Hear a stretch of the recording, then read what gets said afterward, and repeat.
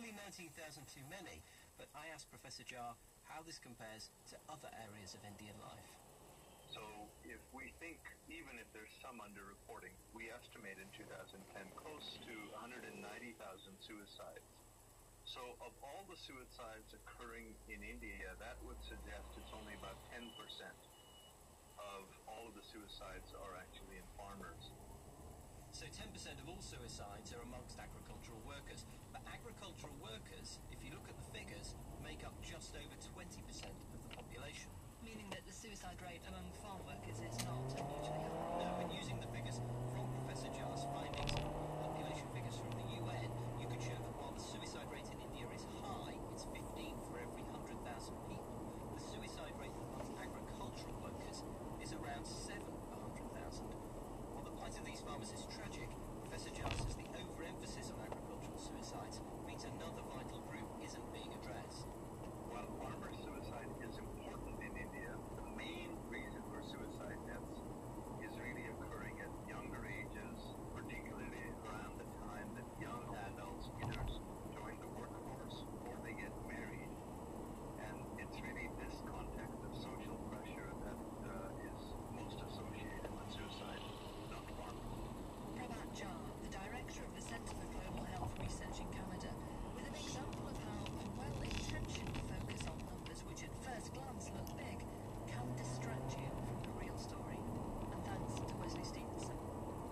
But back to the question of how investor Jim Rogers could get the numbers of farming suicides wrong by a factor of 10.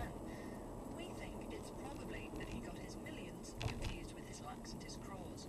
If you're listening in South Asia, you know what I mean. If not, you're probably a bit puzzled. Anish Ghosh, maths professor at the UK's University of East Anglia, can explain though.